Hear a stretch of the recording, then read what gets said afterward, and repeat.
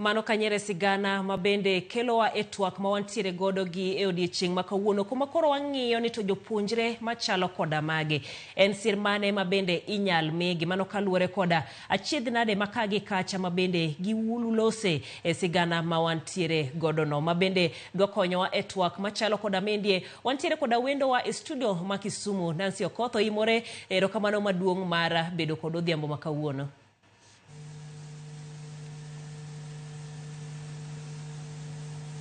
Machiegni Nancy kiwinjowa? Erokamano Janet, awinjou.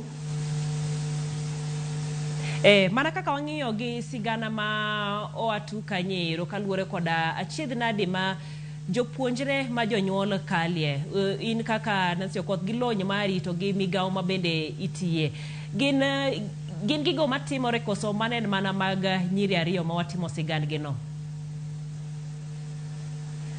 Erokamano Janet, gigo maneno gin gigo matimore and ok gitimore ne ji ajia.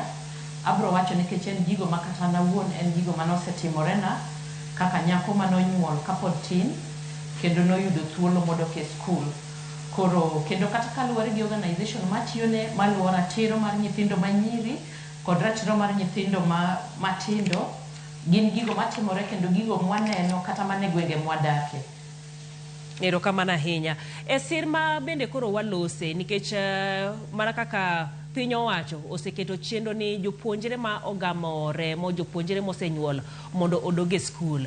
En gino ma bende osepaki kata kamano kaka giwacho ni chopo e skul ok en shida maduong'. Bende skul kanyero ga kwede ma bende gikale en gino ma bende miyo gi achiedh nade kata kwede mathoth. Ipani nitiere rem moro ma sirikal nowinjo bed ni medo e policy gini?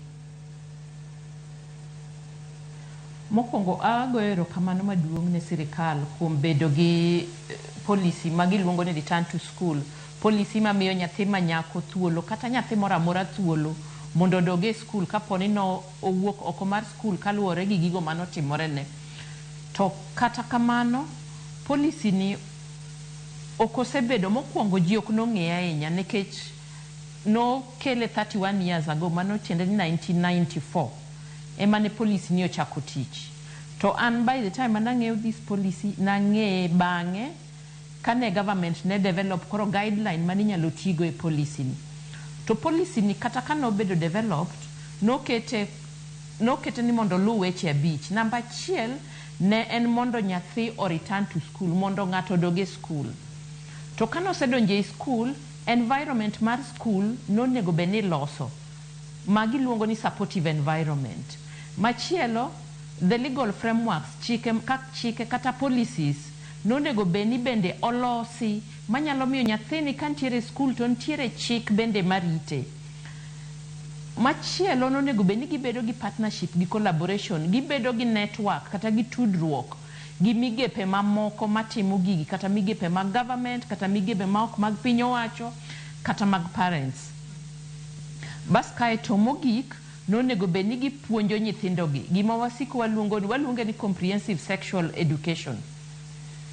Koro mae gima ne nyalo konyo nyithindo te comprehensive sexual education ka mane wayude hocho. To kinde duto inyalo yudo ni government yie mondo nyithindo donje skul. To nyathi kosedonje skul samoro hocho onge.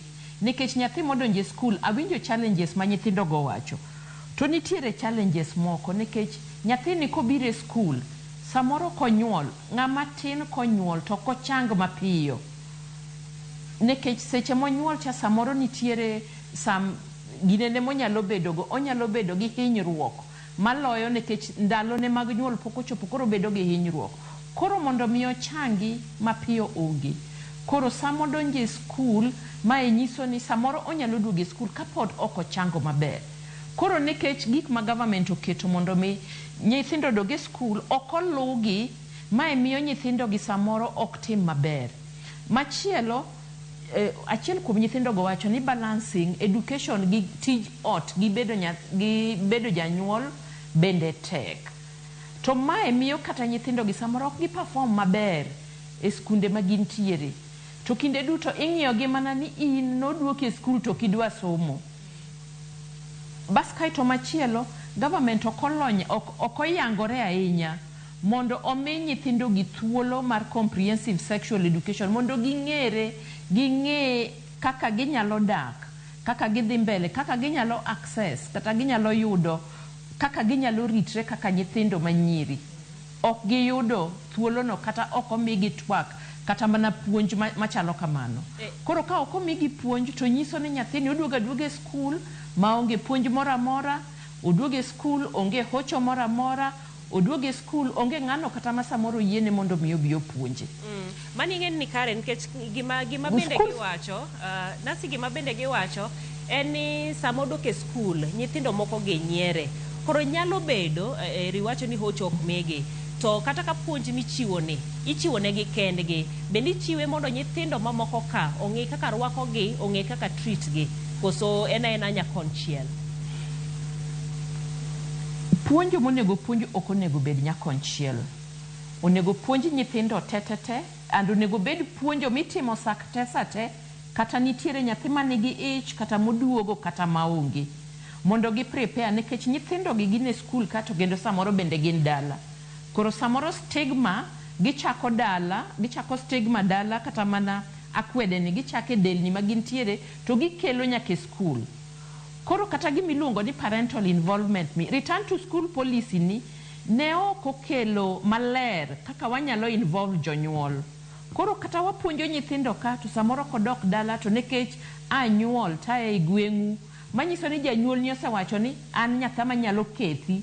Koro kata iduogo e skul kata puonji to attitude ni cha okolokore mondo mi ikony nyawadu, mondo mi i-receive gi. Machielo mana winjo wach stigma kowacho ni samoro chak inyalo bedo gi chak mang'eny, koro nikech ng'ama onyuol bedo gi chak.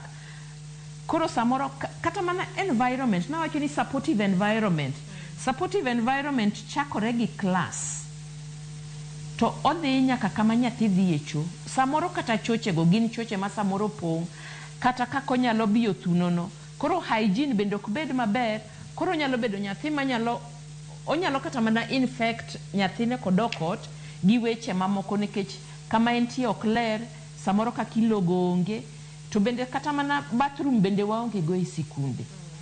Koro return to school to nitiere to ber, but the other aspects to kolu mondo mi nyathi koduoge skul kosedonje gate ang'o matimore ne nyathi. Erokamano ahinya. Pod walose mana mano ero nikech kane waloso kodgi giwacho ni ewi magi luoro mane gintiere godo dok ir awacho ni age mates gi nitiere moko kuom gi mane ng'iyo ni koro gidhi e course nikech giwacho ni sama gidhi e course to giyudo giromo gi jok ma nyalo bedo nosenyuol jok machal kodgi, gidwaro mondo gi associate gi jok machal kodgi. Ma bende en yo machielo ma inyasirgi godo. An kaka ng'atno mana anyalo wacho ni a benefit kuom dok skul, gima nyalo siro maduong' mogik en ni kapo ni thuolo nyalo yudore to nyathi nyalo dok e skul, wakwong wamiye nyathini thuolo mar dok e skul.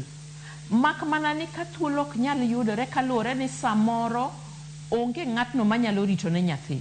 Nikech challenge moro mantiere nikech skunde wa bende onge gi gima waluongo ni flexible environment manyalo miyo nyathi kata ka samoro dipono leo matin nikech nyathi no chande gotieno, samoro mana nikech onge kata ka kotimre ni manyako ringo ompi kendo koro koduogi magi nyalo miyo gi drop out.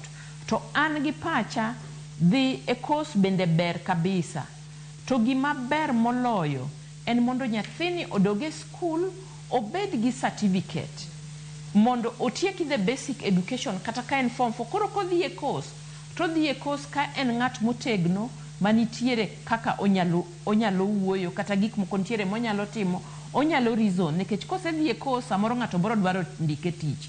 Koro kapono ni odhi e course to ok osomo malong'o tieko, samoro ok onyal kata ndiko barua, koro samoro miyo kata chudo mare biro bedo matin chieng' ma koro indike nikech ok nopuonjore malong'o, ok nodhi motieko skul. Koro an kaka ng'atno mano benefit kuom dok e skul, aparo ni dok ber. To the other thing man samoro bende bedo challenge en waluongo ni the cost. pesa kata mana nengo mar dok e skul, nikech the government omiyo nyithindo thuolo mar dok e skul. To kaka gidwa dok, nikech gima samoro miyo nyathini noyudo ich. Samoro noyudo ich nikech dalagi onge gimoro, ne gintiere kod kech, to nikech kech ne nitie, nodhi ma ng'at machielo nomiye kata pesa moro, bas kato ng'ama machielo momiye pesa moro odwaro chudo, to nikech onge gimochulogo, ochulo gi dende. Koro seche mwalawo nyathi mondo oduoge e skul, to bende wakete pachwa ni nyathi ma walawo mondo oduoge e sikundni. Bende wamiye environment maber, bende wakonye 1 2 3 things mondo fit in, nikech iya dala iduogo skul ionge kata buk. Janet wach moro nyocha neno ka nyocha nyithindo during games kae. Taneno ka nyithindo moko ma samoro hikgi dhi malo matin, ok oyienegi mondo gitugi. Ok oyienegi mondo gitugi nikech samoro hikgi ne gidhi dala gitieko higa achiel. Koro higa moro nitie ma government oketo kanyo ne nyithindo ok dhi. Koro awuoro ni nyithindogi. Ka government itself mano yienegi ni mondo gidogi, en owuon emo stigmatize gi. Nikech samoro kano bet dala to bet dala kata higa achiel mondo nyathi odong matin mondo oduogi. Koro koduogo to yudo ka hike mar bede sikul cha. Ok ochopo kata ni okadho hik mar 19, pod en within ka, to nikech koro ok onyal go mipira kata ok onyal ringo, nikech hike samoro beto ingo joma moko gi higa achiel. Koro stigma mwawueni oken e sikul kende. Koro kosetami tugo dong koro iwacho ni afadhali awuog ka adhi abed kod jogo manosetieko kata mantiere vocational go mondo abed ka ng'ama chal kodgi. Ingeni e akwede kendi stigma no ka wadhi ka watieko nikech nyisa ni sa wadhi ka rumo.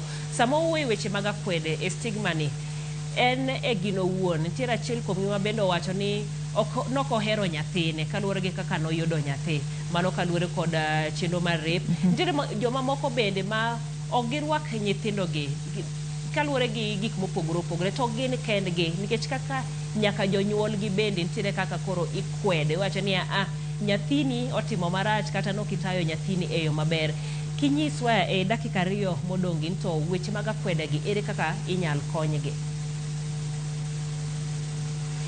Weche mag akwede onego bed ni wawuoyo gi jonyuol, nikech kata an ok ahero nyathina, onge ng'ama nyalo dwaro bedo mama ko ja higni 12, 13 kata mana 15. Pod idwaro ni bed ng'ama nyalo tugo gi jowetegi, ng'ama nyalo wuotho gi nyithindo wetegi, nyithindo manyiri. Koro gima wanyalo timo en mana nyiso jonyuol ni mondo wayie, to kapok wanyiso jonyuol to wan wawegi mwanyuolgo onego bed ni iyie status ni asenyuol kaka ng'ama nyako. Koro kama antiere ni an mama, nikech anyalo nyiso ji duto ni gima nokonya mondo miyo na nyalo dok skul masomo en ni nadino ita na kwede, ok ni ne gionge ta kwede ne nitiere. Koro gima wanyalo timo mana jonyuol to watime all round, obede kanisa. Kik watam gi tiyo bede kanisa nikech ne ginyuol. Nikech samoro mama na ne ng'ato matiye kanisa motegno. Koro gini okelo ne wich kuot. Samoro ka ne en e gweng' ne en mama manong'i. Koro gineno ka gini okelo ne gi wich kuot. To konego wakaw kamano, onego wayie nyithindwagi, to wan wawegi mwasenyuol kaka nyithindo manyieregi. Wan wawegi kik wa stigmatize ourselves. Kwa weyo stigmatize ourselves, eka bro miyo joma moko bende ang' noyiewa or ibro overcome stigma, nikech ok odwa tam ji wuoyo, to bende ok odwa wuoth gi sellotape kamoro amora ni dino dho ji madwa wuoyo. Koro jonyuolwa manyalo nyiso sana jonyuolwa machuo, kik watam nyithindogi. Dine kweda kata mane dalawa dikoro kabedo ng'at mantiere kawuono. Erokamano ahinya Nancy Okoth. Weche go duto te en mana hocho in owuon mondo iyieri kaka intiere. To maduong', sir maduong' mabende idwaro ni wamak lwetgi, wasirgi yo duto te mabende nyalore. Erokamano ahinya Nancy Okoth, mano mar riwruok no Roma Plan International mabende ng'iyo ratiro mag jopuonjre ahinya mago manyiri. Erokamano ahinya Nancy kuom bedo kodwa e twak makawuono ni chenro no ero mar mine wacho. Wadhi e yweyo moro machuok, waduogo gi weche manyien mamoko.